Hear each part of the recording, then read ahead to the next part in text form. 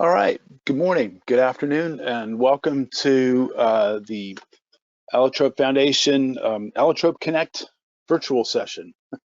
Brief reminder before we get started, this session is being recorded, so just bear that in mind when we get to the Q&A sessions. My name is Dana Vanderwall, and I'm with Bristol-Myers, Squibb, and Allotrope Foundation. I've been a long-time contributor.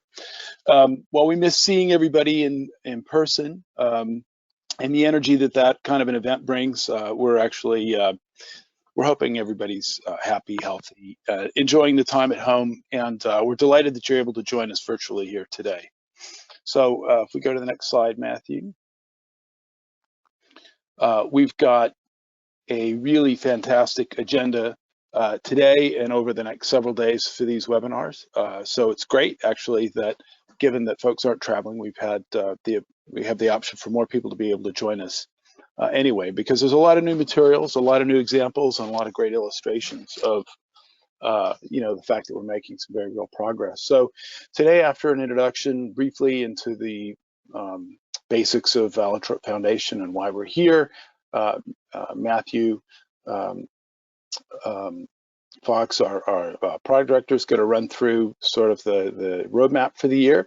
And then we'll get to some great presentations on illustrating the implementation of the framework and standards in solutions, in a couple of cases, well, all of them in this case, converting native data into ADF data, including a demo, actually a live demo from the folks at Agilent, getting into a very new area for us, getting into the mass spec workflow and some streamlined interfacing with the LIMS from Bayer, Boehringer Ingelheim, and in collaboration with SciEx.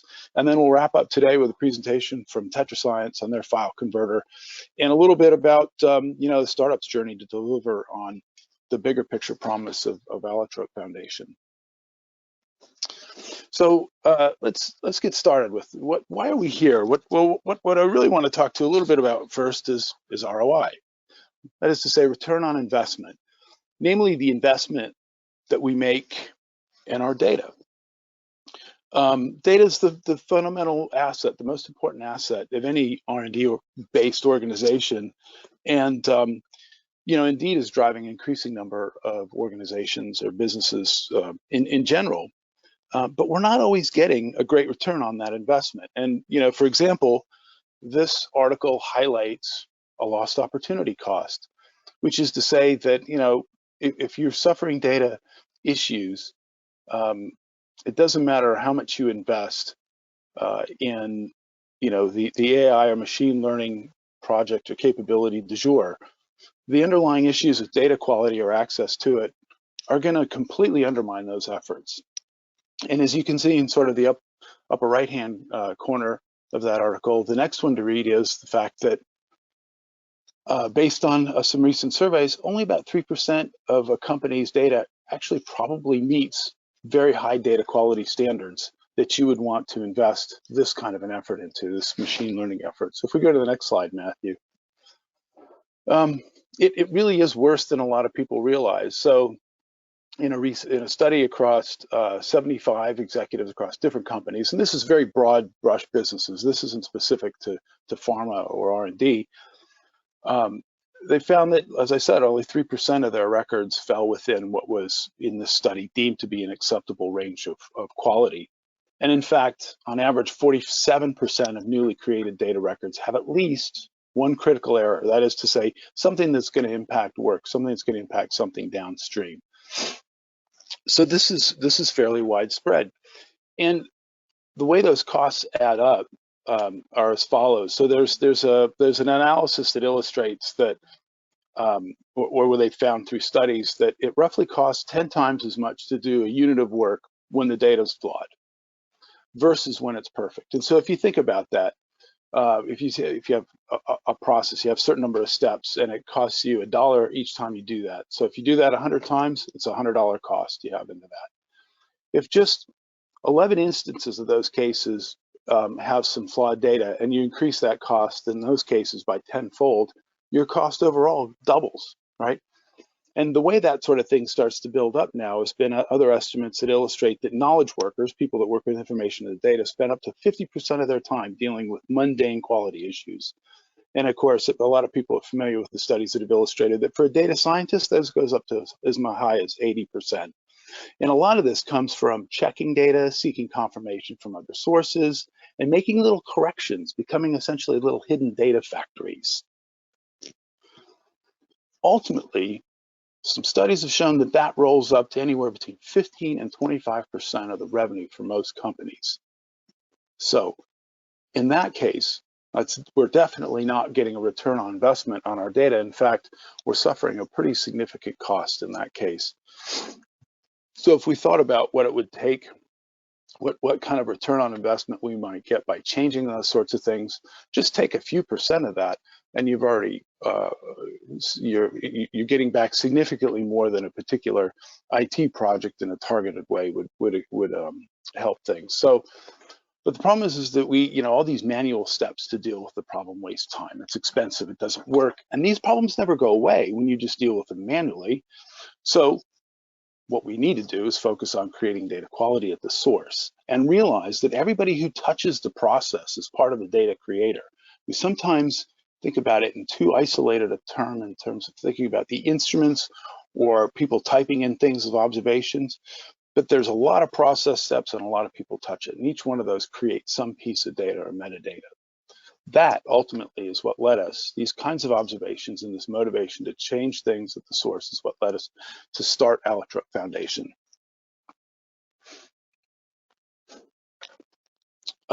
Which was really to pretty holistically revolutionize the way we acquire, share, and gain insights from scientific data.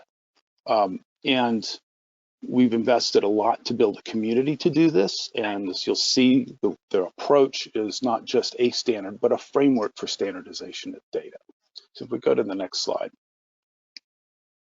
At the core of this, which you just kind of build out, and I'll try and keep up, Matthew, the core of this is the Allotrope data format.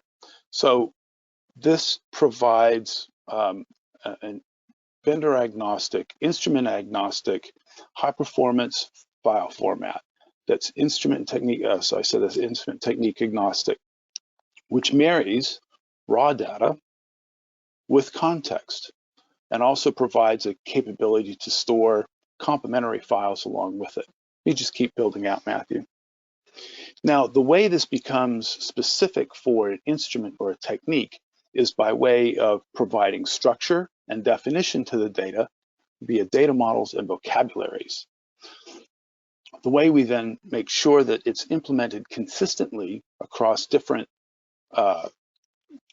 manufacturers, different pieces of software, is by providing the library, so the software toolkit to implement this. So this is a capability that's very flexible, it's very extensible. It means that we can use this for any range of techniques or those that we haven't thought of. And it's very unique in the way that it provides this marriage of data and context, which is oftentimes one of the fundamental issues. And what you'll see over the next few days of presentations is that there's different ways to use, and I'll highlight some of it, there's different ways to use different components of this framework to start the standardization. If we go to the next slide. So to capture the full context of an experiment or a measurement process, we have to realize what are all the things that affect our understanding of the data downstream and our ability to use it later, our ability to properly manage it. And it really starts with things like the materials and the roles that they play in the processes that we execute that we need to describe, which then those processes use equipment which we want to capture, and that's ultimately what generates the results and the decisions that are part of driving the business processes. And that scope of it, conceptual scope, is what's driven the design of both the Allotrope Foundation ontologies, illustrated to the left, and the data models themselves, illustrated with a little cartoon on the right. So there are different domains, if you will, that help explain things like the sample and the person and the product and the result and the device and the process itself, which is core to it. So what this means is that when you start to use these capabilities in the software, in the lab, as part of the instrument, as part of the planning, as part of the limbs, just build that out, Matthew. What we're able to do then is within this container, within the Allotrope data format container, potentially capture all of the context, the things about the request, the sample, its preparation, the methods that we use to control and run the instruments and acquire the data, and the data itself packaged with the raw and acquired data. So now we have this package with explicitly linked context, all this history and all the instruments and process steps involved with it in one package in an industry standard vocabulary, a shared vocabulary. You can provide links to other files, other pieces of context. And if you drill down into the parameters, the capabilities that describe fair data beyond the findable, accessible, interoperable, and reusable, you'll find that the Allotrope data format, the framework itself, these approaches check off numerous of the boxes in each of those categories to enable data to be born fair. And all this is packaged with an audit trail in the file for really robust integrity.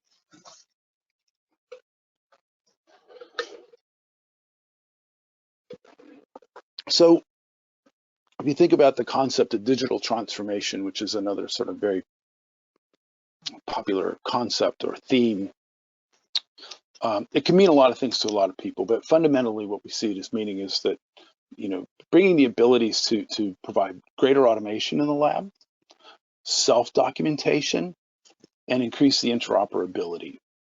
When we do that, then we're able to address some of these issues like scientific reproducibility, improve the data integrity, context, and quality, streamline our ability to archive and share it and integrate it because it's got the right sort of structure and annotation to it, create the quality that we need for a foundation for data science and AI by reducing the keyboard entry and the lack of complete metadata, and reduce the amount of manual effort that occurs by way of manual data transcription or retyping things because things aren't interoperable, and ultimately break down the silos and barriers that limit the integration of data, and move from a sort of flexible, fragile, ad hoc IT environment because of the lack of interoperability between systems and instruments, and bring that to a more simplified, adaptable process.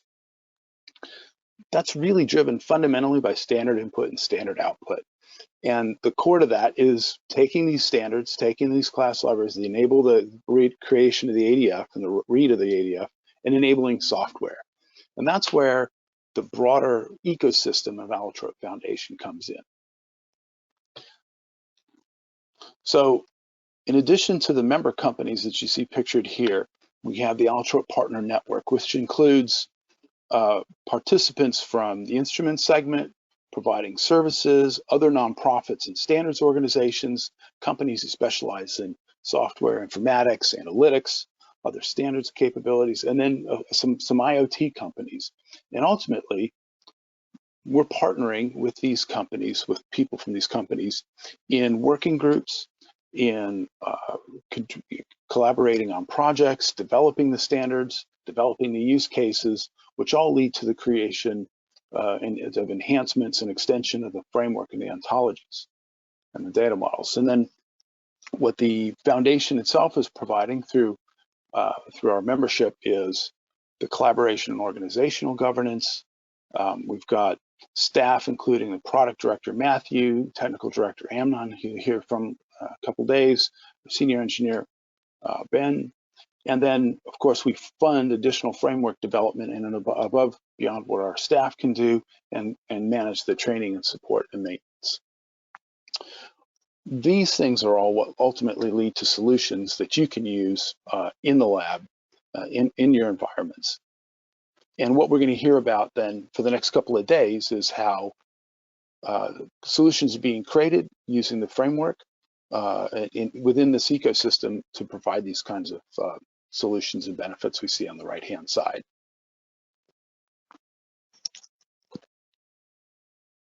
Matthew, I'll hand off to you.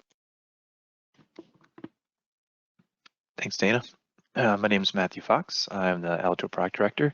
I've been with the foundation for over a year now, and it's great to see the progress that we've been making over that time.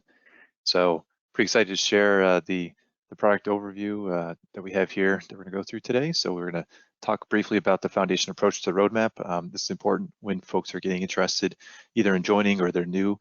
How do we make decisions? How do we prioritize things in the roadmap?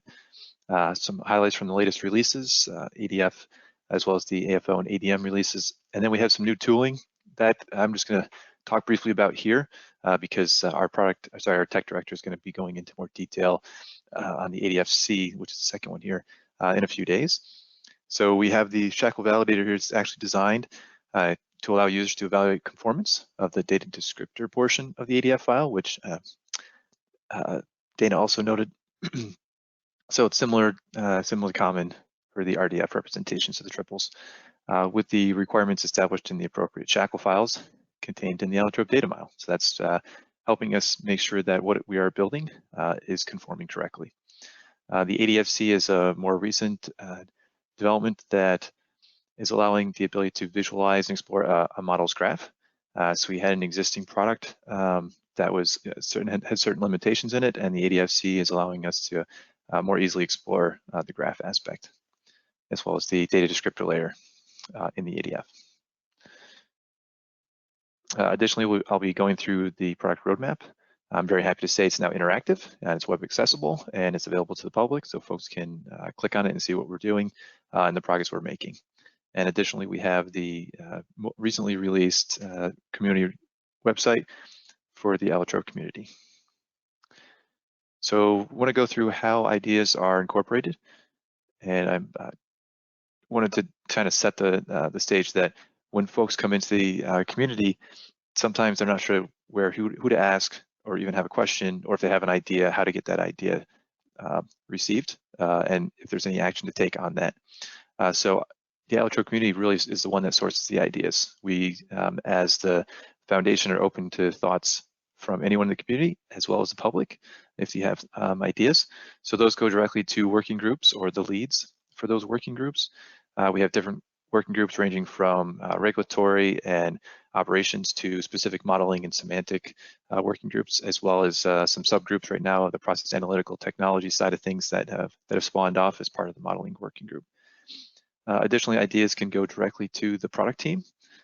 There's myself and Amnon as a product and tech director, and very happy to say we have Ben Wolford-Lim, who's our new senior engineer, who's been tackling a lot of some of the challenges we've had over the last several years. So we assess the potential.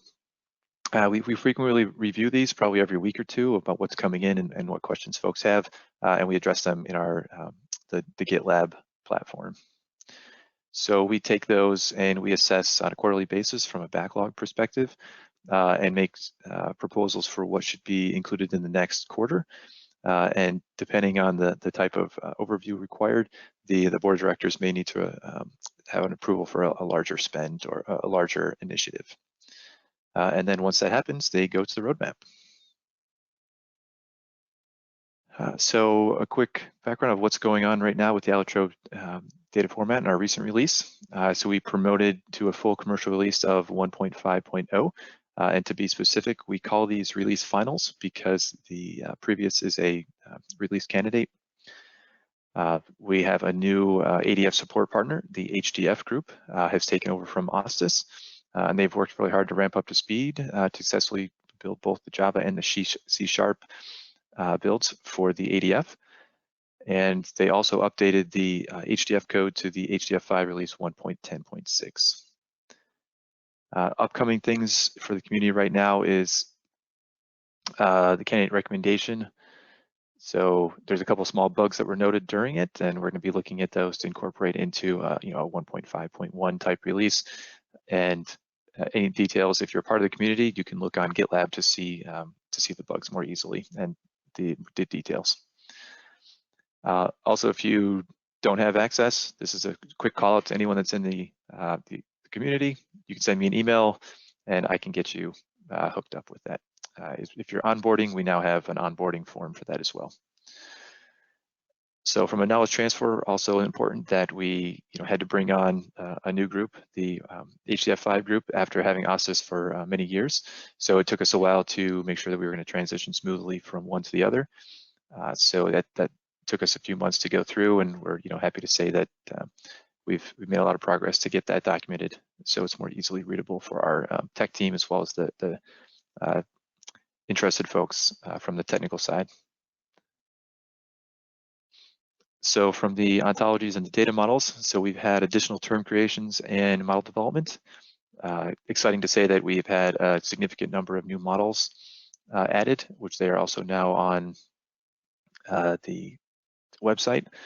And the team actually has a pretty large goal to continue from about the additional 10 we just added to another 20 to 25 for the rest of the year. And to be trying to be using the right terminology that we've leaned toward, which is, it used to be leaf node, which is the key value pairs, which are still a significant portion of the modeling process. We've added some aggregation aspect or hierarchy. So now we've been using the term tabular to reference any low-level type model. And we found so far that the expansion of the tabular is kind of exploding in that sense, that more and more people want to do the tabular because from a results aspect, we're driving toward the simplest models to deliver on the results that you need and want coming out of your equipment. So here is the list of available models. This is on the website as well, and we'll keep this updated for every quarter. I'll let folks see it briefly. You can read through the list. One key point that I want to share that I also threw on the left-hand side is that these have all gone through Allotrope governance process. So that's why they're called the Allotrope data models. We've been trying to be more specific recently about that because vendors have their own proprietary models that they can build as well, and they can definitely work with Allotrope data format. But they're personal models, and they could have proprietary information that the Allotrope Foundation may not have because they haven't shared it. It hasn't gone through the governance process. We also updated to having a community website, so central place really for documentation that's more prominent, having related to, let's say, governance processes or modeling, is also training material. So step-by-step guides is something that we're going to be introducing. So if you're new, or even for the public, we're going to be sharing more training information so that if you have access to an ADF through a partnership or collaboration, that you can understand what's going on. So the all-important product roadmap, and I'm time sensitive, we got 3 minutes left. So it is available now, and it's also available on the web interactively. So I'll just jump to the slide here. So this is what our product roadmap looks like. The dotted lines are things that are dependents or blockers. So you can see that in the top, the high-level API for the LCUV is something that is getting close to completion for the read and write capability. And in fact, one of our presentations today, in fact, is going to be referencing this high-level API and discussing how it's improved flexibility or the ease of access for them to develop with it. And I will also some highlights at the bottom there about training. We've got a lot of feedback in the last few months about training and onboarding. So we've been making those a priority from the product side so that it's easier for folks to jump in and understand what's going on and also get access to the right tooling more quickly. So quick to note, the commercial products, number one, really excited that we have a number of companies going to be discussing some commercial products that they've been working on or are now available. I won't mention, just hope you stick around to listen. And then increasing the domains, this is the list that is tentative right now for this Q2 to give folks an understanding of what we're working on next and currently working on. And this is also subject to interests of the folks that are in the community. So if you have an interest and you want to work on it, we have the support to help make it happen and go through governance. An additional aspect for adoption is that we're helping out with the implementations with step-by-step instructions. And then we have some, really what we're trying to do from a consulting aspect, just as part of our time, is just to help folks in the community if they have proof of concept to help them demonstrate. And then additionally, so I'll close with the fact that I like direct feedback. It helps me understand what you guys as a community and even the public are interested in, what you want and what isn't working. So if something's not working, I want to know about it because I want to try to help you fix it. And if there's a workaround that causes time and pain, then we can see and assess if there's a way to solve that problem so there's not a continued workaround. Yep. And then if you need to give me a call or shout out, here's my link from my email. Happy to receive emails at any point in time, public or, community or public. There's my email.